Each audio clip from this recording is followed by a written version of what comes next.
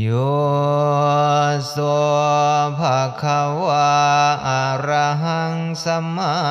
สัมพุทโธพระผู้มีพระภาคเจ้าพระองค์ใดเป็นพระอรหันต์ดับไฟกิเลสไฟทุกข์สิ้นเชิงตัสสะหูชอบได้โดยพระองค์เองสวากขาโตเยนะภะคะวะตาธัมโมพระธรรมอันพระผู้มีพระภาคเจ้าพระองค์นั้นตรัสไว้ดีแล้วสุปฏิปันโนยัสสะภะคะวะโตสาวกสังโฆพระ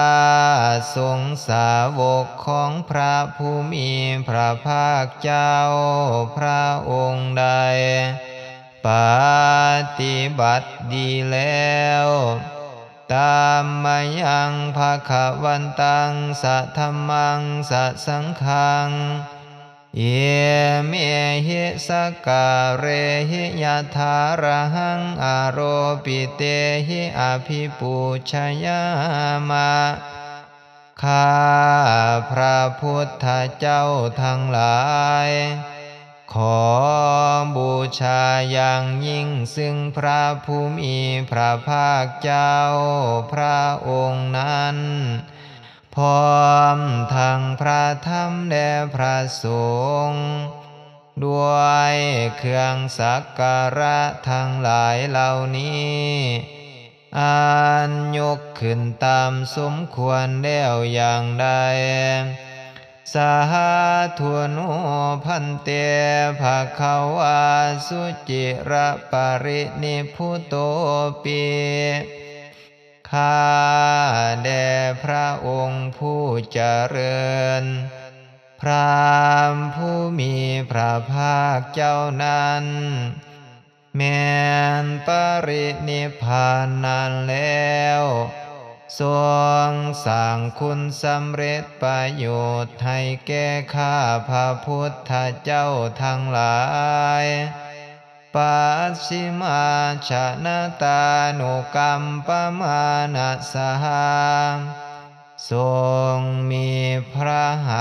ฤทัยอนุเคราะห์แก่ข้าพระพุทธเจ้าอันเป็นสนหุ้นหลังเอเมสักการเรทุกขตะปันนาการะพุเตปฏิคันหาตุขอพระผู้มีพระภาคเจ้าจงหับเครื่องสักการะอันเป็นบรรณาการของคนยากทั้งหลายเหล่านี้อัมหากังทิขารตังหิตายะสุขายะเพื่อประโยชน์และความสุขให้แก่ข้าพระพุทธเจ้าทั้งหลายตลอดกาลละนานเทินอะระหังสัมมาสัมพุทโธภะคะวาพระผู้มีพระภาคเจ้าเป็นพระอรหันต์ดับไฟกิเลสไฟทุกข์สิ้นเชิงตัสสะหูชอบได้โดยพระองค์เองพุทธังภคะวันตังอภิวาเทมิข้า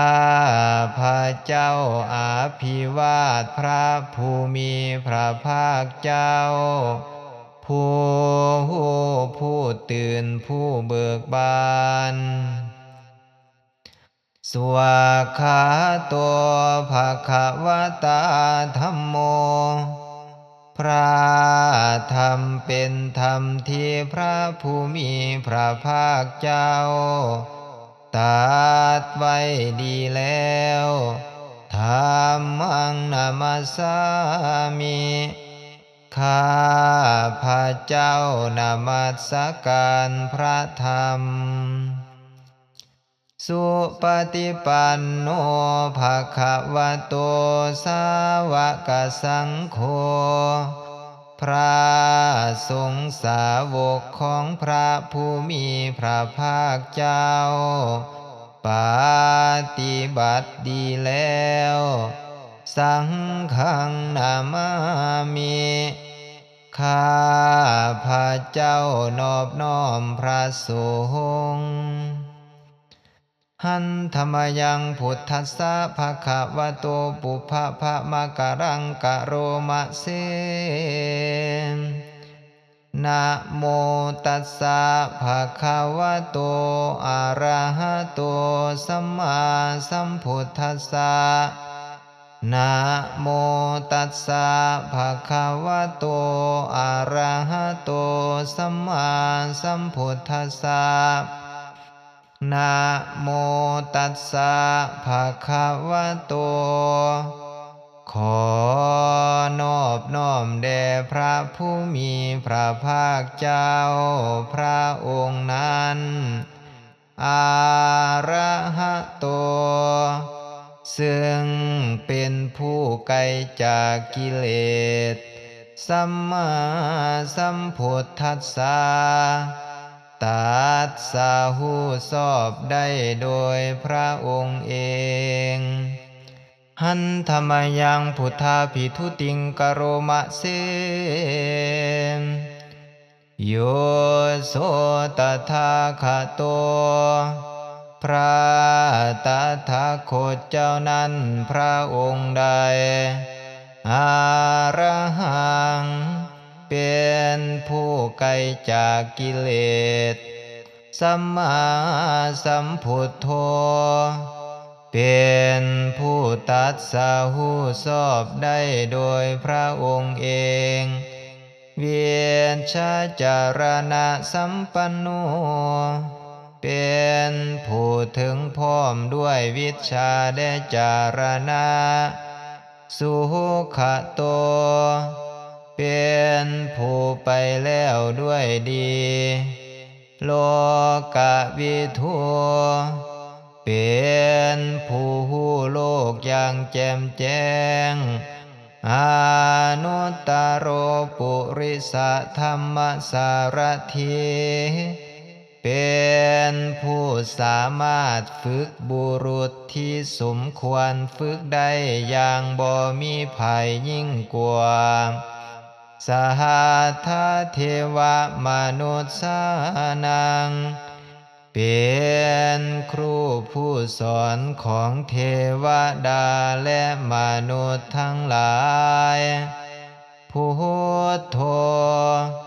เป็นผู้ตื่นผู้เบิกบานด้วยธรรมภาควาเป็นผู้มีความจำเริญจำแนกธรรมสั่งสอนสัตว์โยอิมังโลกังสะเทวกังสะมาระกังสะพรหมกังสัสสามานาพระมะนิงปัจฉังสะเทวมนุสังสยังอภิญญาสัสสิกัตตวาปเวเทสิพระผู้มีพระภาคเจ้าพระองค์ใดได้ทรงความดับทุกข์ให้แจ้งด้วยพระปัญญาอันยิ่งเองแล้วทรงสอนโลกนี้พร้อมทั้งเทวดามารพรหมแดมูสัตว์พร้อมทั้งสามณพราหมณ์พร้อมทั้งเทวดาและมนุษย์ให้หูตามโยธรรมังเทเสสิพระผู้มีพระภาคเจ้าพระองค์ใด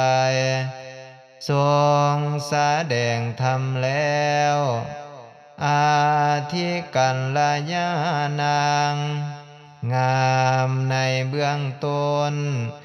มาเชกัลยาณังงามในท่ามกลางปาริโยชนะกัลยาณังงามในที่สุดสัทธังสัพพยัญสนังเกวระปริปุณังปริสุทธังพรหมจาริยังปกาเสสิทรงประกาศพรหมจรรย์คือแบบแห่งการปฏิบัติอันประเสริฐบริสุทธิ์บริบูรณ์สิ้นเชิงพร้อมทางอัฏฐะพร้อมทางพยัญชนะตหา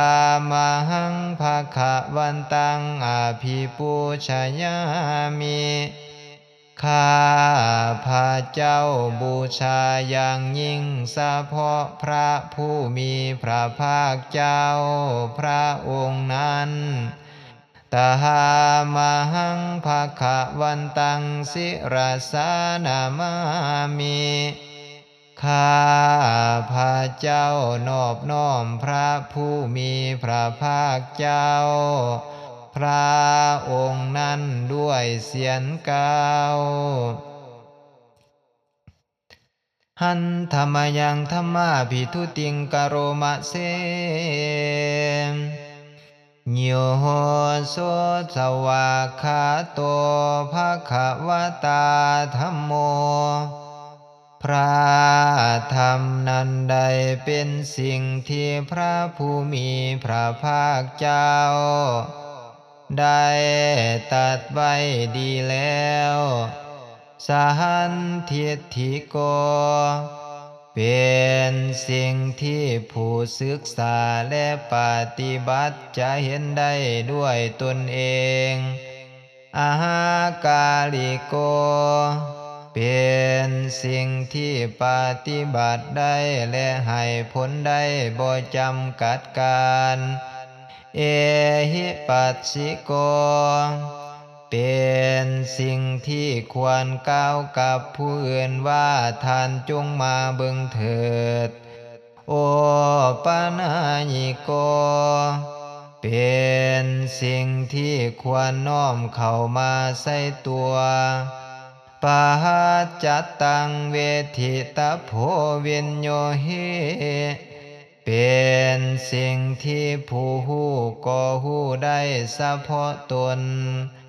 ตามหังธัมมังอภิปูชยามิข้าพระเจ้าบูชาอย่างยิ่งเฉพาะพระธรรมนั้นตามหังธัมมังสิรสานามามิข้าพระเจ้านอบน้อมพระธรรมนั้นด้วยเสียงกล่าวหันธรรมยังสังฆาภิทุติงกโรมะเสโยโสสุปฏิปันโนภะคะวะโตสาวกสังโฆสงฆ์สาวกของพระผู้มีพระภาคเจ้านั้นหมู่ใดปฏิบัติดีแล้ว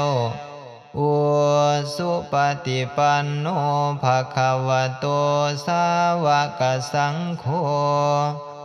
สงฆ์สาวกของพระผู้มีพระภาคเจ้าหมู่ใดป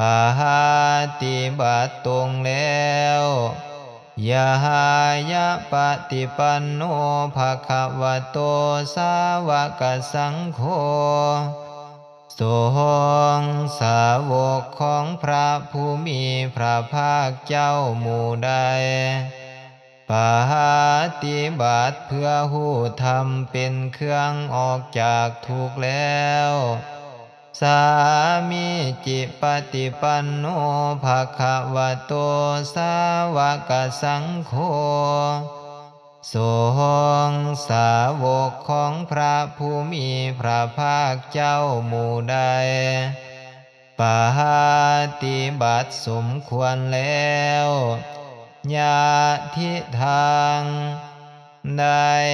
แก่บุคคลเหล่านี้คือจหัตตาริปุริสายุคานิอัฏฐปุริสาปุคลาคู่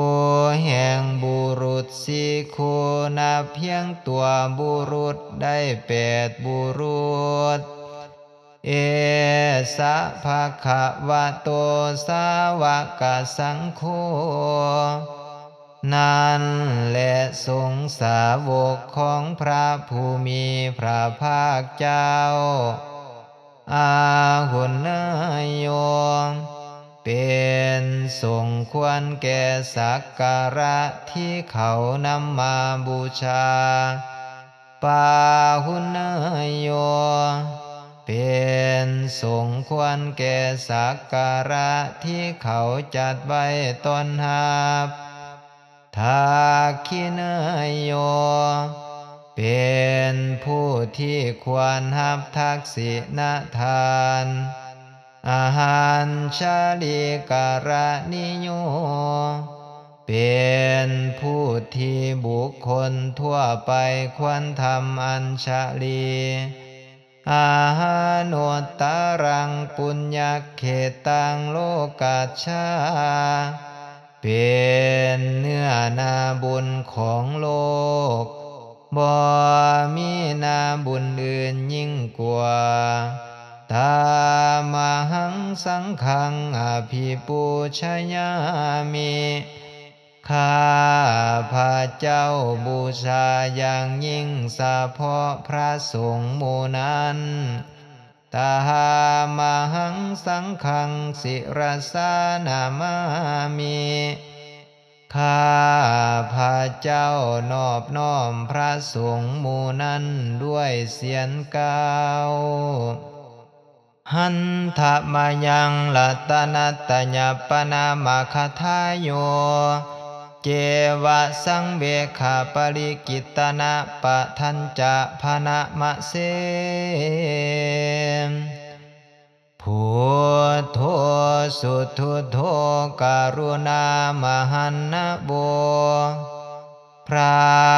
พุทธเจ้าผู้บริสุทธิ์มีพระการุณาเปี่ยมห่วงมหันนบโยจันตสุทธภารณโลจโน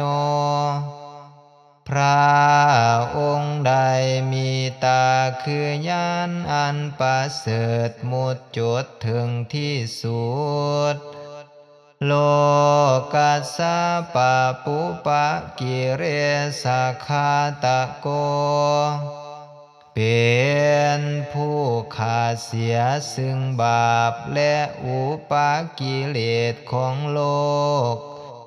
วหันทามิพุทธังอาหามาทาเรณตัง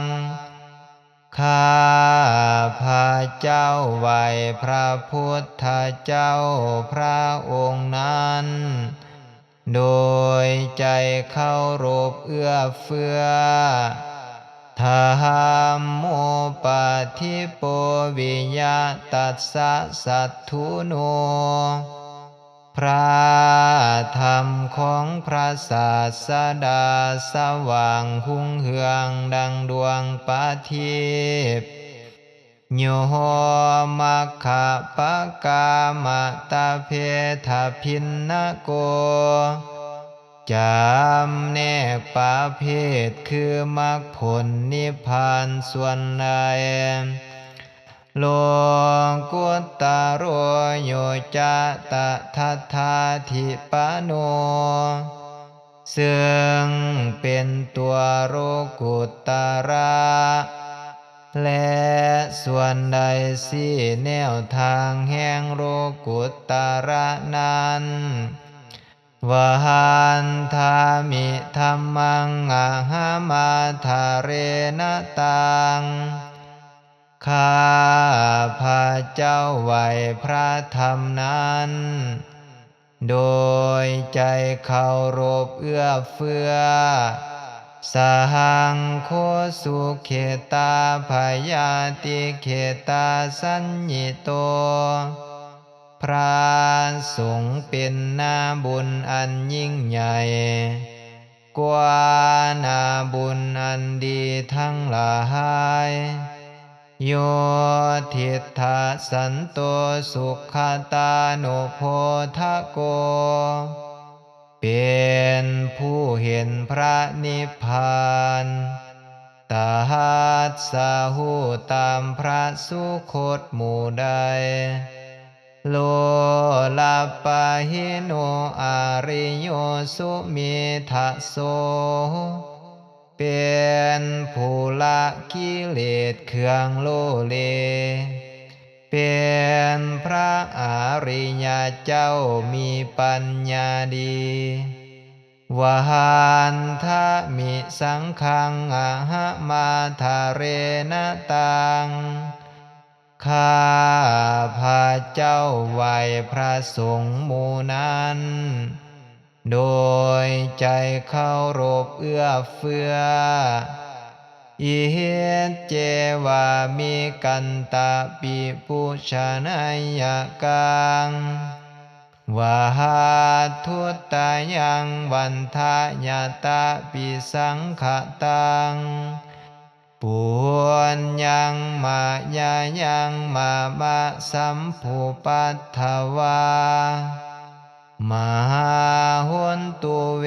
ตัสสะปะภาวะสิทธิยาบุญใดที่ข้าพระเจ้าผู้ไหวอยู่ซึ่งวัตถุสามคือพระรัตนตรัยอันควรบูชายิ่งโดยส่วนเดียวได้กระทำแล้วเป็นอย่างยิ่งเส้นนี้ขออุปัฏฐวะทั้งหลายจงอย่าได้มีแก่ข้าพระเจ้าเลยด้วยอำนาจความสำเร็จอันเกิดจากบุญนั้นอิเหทะตถาคโตโรเกอุปันโนพระตถาคตเจ้าเกิดขึ้นแล้วในโลกนี้อาหาระหังสัมมาสัมพุทโธเป็นผู้ไกลจากกิเลสตหัสสะหูชอบได้โดยพระองค์เองธัมโมจะเทสิโตนิยานิโกและพระธรรมที่ทรงแสดงเป็นธรรมเครื่องออกจากทุกข์อุโหปัสสามิโกปารินิพพานิโกเป็นเครื่องสงบกิเลสเป็นไปเพื่อปารินิพพานสหัมโพธคามิสุขตาภเวทิโต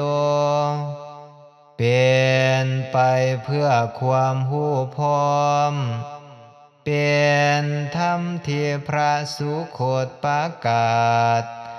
มหายันตังธัมมังสุตตวาเอวังชนะมาพวกเขาเมื่อได้ฟังธรรมนั้นแล้วจึงได้หู้อย่างนี้ว่าชาติปีทุกขะแม้นความเกิดก็เป็นทุกข์ชาราปีทุกขาแม้นความแก่ก็เป็นทุกข์มหารานัมปีทุกขังแม้นความตายก็เป็นทุกข์โสกาปาริเทวทุกขโทมานัสสุปายาสปีทุกขา แม้นความโศกความห้ำไห้รำพันความบ่สำบายกายความบ่สำบายใจความขับแค้นใจก็เป็นทุกข์อาหาปิเยหิสัมปายุโคทุกโขความประสบกับสิ่งบ่เป็นที่ฮักที่พอใจก็เป็นทุกข์ปิเหเยหิบิปายุโคทุกโขความพัดภาคจากสิ่งเป็นที่ฮักที่พอใจก็เป็นทุกข์ยามปิสังนาลาภติตัมปิทุกขังมีความปรารถนาสิ่งใดบ่ได้สิ่งนั้นก็เป็นทุกข์สังคิตเตนะปัญจุปาทานักขันธาทุกขาว่าโดยย่ออุปาทานขันธ์ทั้งห้าเป็นตัวทุกข์สหายะทิทางได้แก่สิ่งเหล่านี้คือรูปุปาทานักขันโธขันธ์นั้นเป็นที่ตั้งแห่งความยึดมั่นคือรูปเวทานุปาทานักขันโธขันธ์นั้นเป็นที่ตั้งแห่งความยึดมั่นคือเวทนาสัญญูปาทานักขันโธขันธ์นั้นเป็นที่ตั้งแห่งความยึดมั่นคือสัญญาสังขารุปาทานักขันโธขันธ์นั้นเป็นที่ตั้งแห่งความยึดมั่นคือสังขารวิญญาณุปาทานักขันโธขันธ์นั้นเป็นที่ตั้งแห่งความยึดมั่นคือวิญญาณเยสังปริญญายาเพื่อให้สาวกกำหนดหอบผู้อุปาทานขันธ์เหล่านี้เองทารมานุโสภควาเจียงพระผู้มีพระภาคเจ้านั้นเมื่อยังทรงพระชนอยู่เอวังภะหุรังสาวกเกวินิติยอมทรงแนะนำสาวกทั้งหลายเส้นนี้เป็นส่วนมากเอวังภาคาจะปานัสสะภาควะโตสาวกเกสุอาหานุสัสสะเนภาหุลาปวัตตติอันหนึ่งคำสั่งสอนของพระผู้มีพระภาคเจ้านั้นยอมเป็นไปในสาวกทั้งหลายส่วนมากมีส่วนคือการจำแนกอย่างนี้ว่ารูปังอนิจจังหูบ่เที่ยงเวทนาอนิจจาเวทนาบ่เที่ยงสัญญาอนิจจาสัญญาบ่เที่ยงสังขาราอนิจจาสังขารบ่เที่ยงวิญญาณังอนิจจังวิญญาณบ่เที่ยงรูปังอนัตตาหูบ่แม่นตัวตนเวทนาอนัตตาเวทนาบ่แม่นตัวตนสัญญาอนัตตาสัญญาบ่แม่นตัวตน สังขารานัตตาสังขารบ่แม่นตัวตนวิญญาณังอนัตตาวิญญาณบ่แม่นตัวตนสหเพสังขาราอนิจจาสังขารทั้งหลายทั้งปวงบ่เที่ยงสหเพธัมมานัตตาติธรรมทั้งหลายทั้งปวงบ่แม่นตัวตนดังนี้เตมายังโอตินนามหาพวกเขาทั้งหลายเป็นผู้ถือครอบงำแล้วชาติญาโดยความเกิดชาระมะลานีนาโดยความแก่และความตายโสเกหิปาริเทเวหิทุกเขหิโทมานัสเสหิอุปัญญาเสหิโดยความโศกเศร้าความห้ำไห้รำพันความบ่สำบายกายความบ่สำบายใจความขับแค้นใจทั้งหลายทุกโคตินนาเป็นผู้ถือความทุกข์ยังเขาแล้วทุกขปาเรตาเป็นผู้มีความทุกข์เป็นเบื้องหน้าแล้วอาหาเปวานางเยมัสสะเกวาลัสสะทุกขังคัตถัสสะอันตะกิริยาปัญญาเยธาติทำอย่างใดการทำที่สุดแห่งกองทุกข์ทั้งสิ้นนี้จะหาได้ภาคตสัตว์แก่เฮาได้จิระปารินิพพุตัมปิตังภาควันตังอุทิสาอาระหันตังสัมมาสัมพุทธังเฮาทั้งหลายอุทิศสาเพราะพระผู้มีพระภาคเจ้าผู้ไกลจากกิเลสตัสสะหูชอบได้โดยพระองค์เองแม้นปรินิพพานนานแล้วพระองค์นั้นสัทธาคารัสสะมาอานาคาริยังปัปภาชิตาเป็นผู้มีศรัทธาออกบวชจากเฮือนบ่เกี่ยวของด้วยเฮือนแล้วตัสสมิงภาควาติพรหม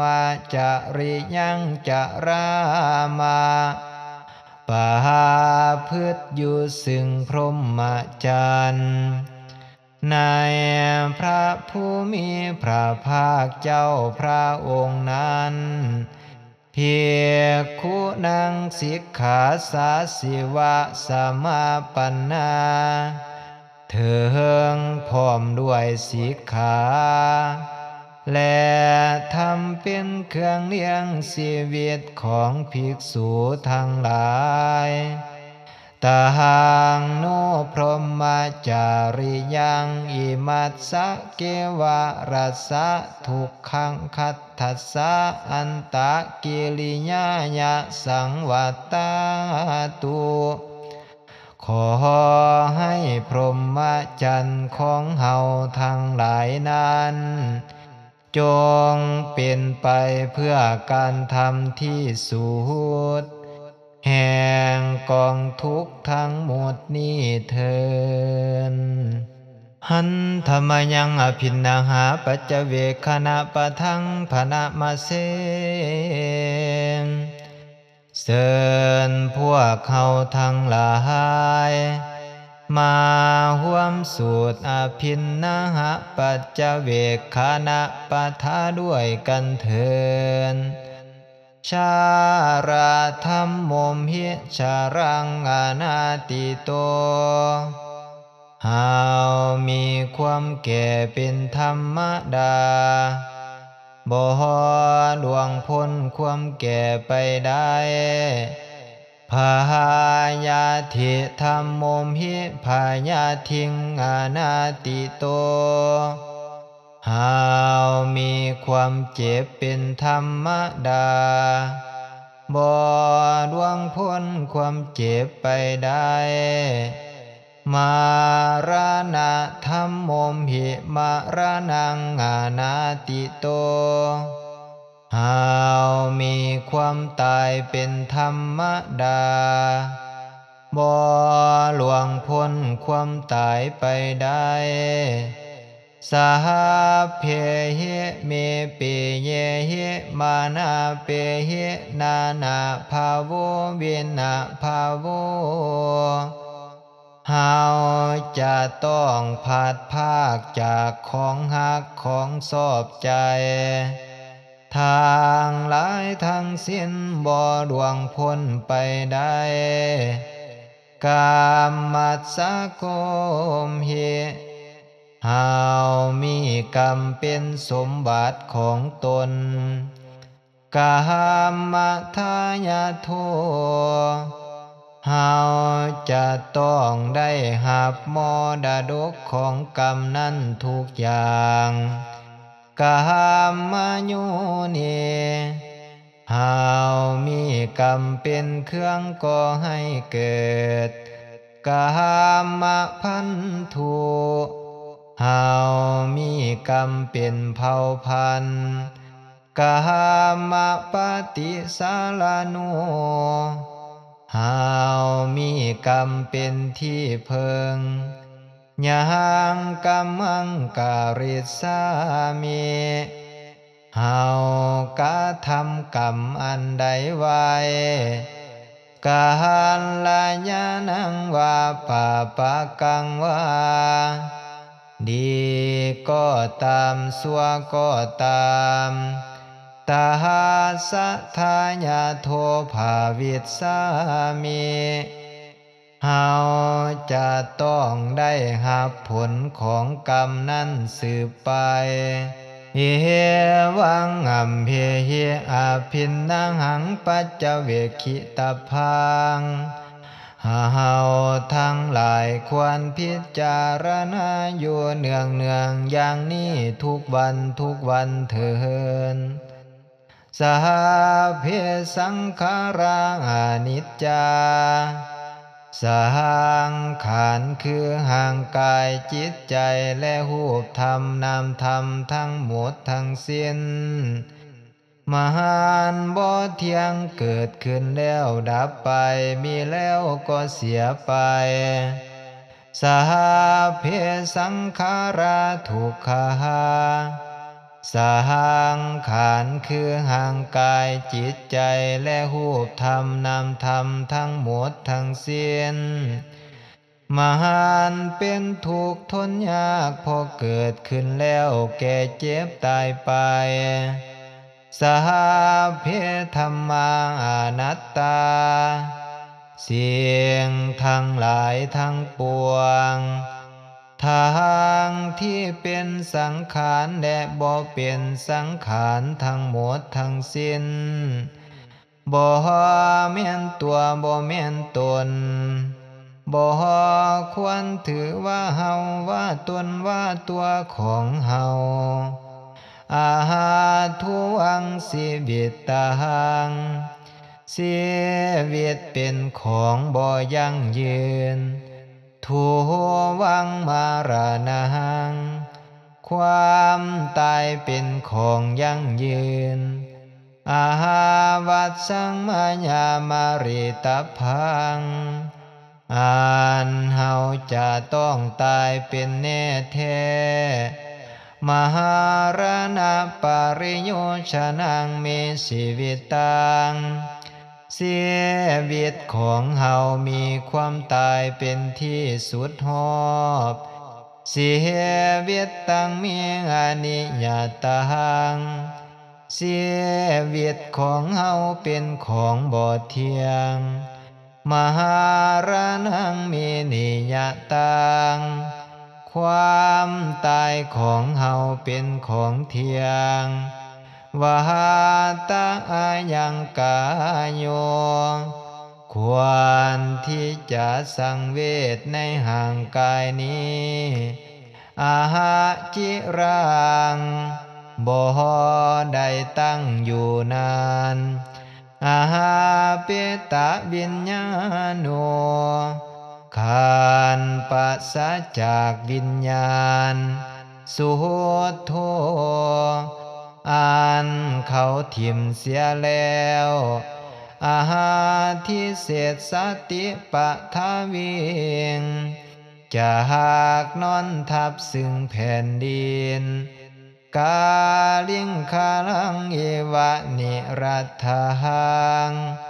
เมื่อหานดังกับทอนไม้แดะทอนฟืนที่หาประโยชน์บ่ได้อาหังสุขิโตโหมิขอให้ข้าพระเจ้าจงเป็นสุขนิทุกโขโหมิปราศจากทุกข์อาหาเวโรโหมิบ่มีเวรอาหาพยาปัสโชโหมิบ่มีภัยบ่มีความเบียดเบียนอาหานิโคโหมิ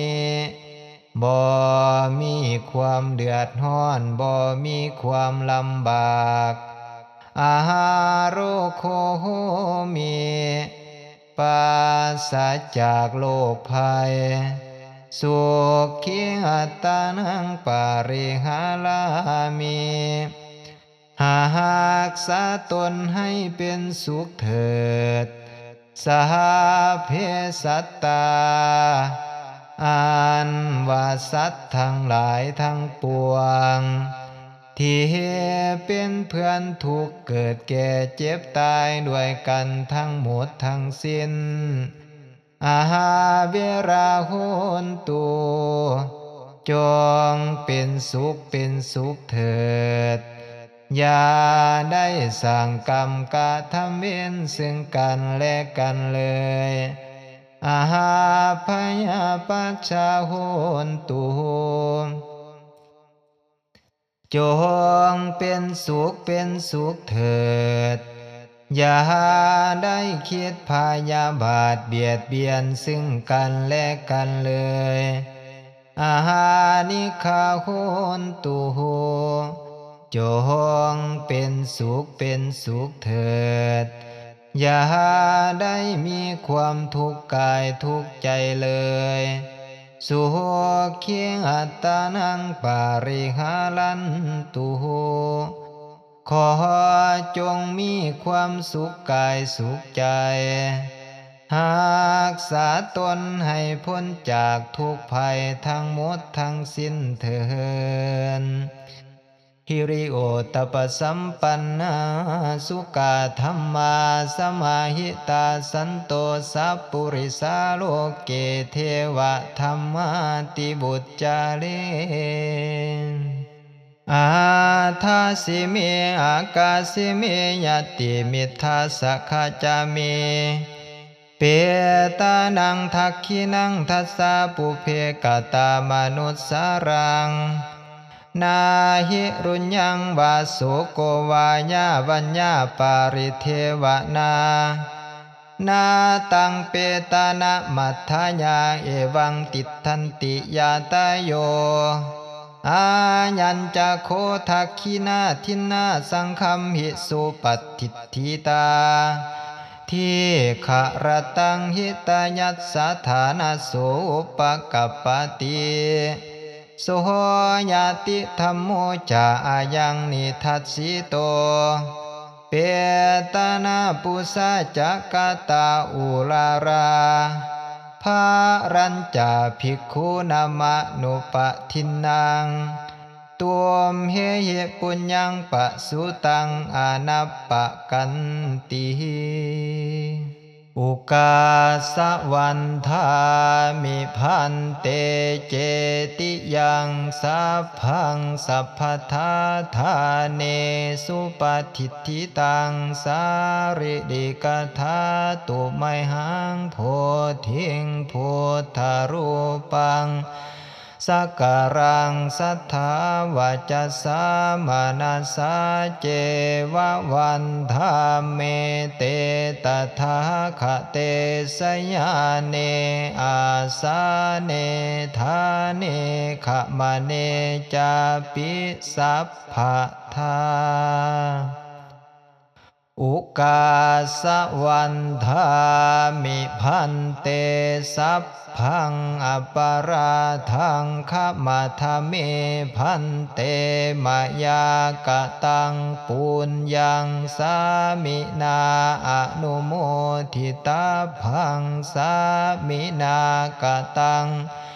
ปุญญังไมหังทาตาพังสาธุสาธุสาธุอนุโมทามิ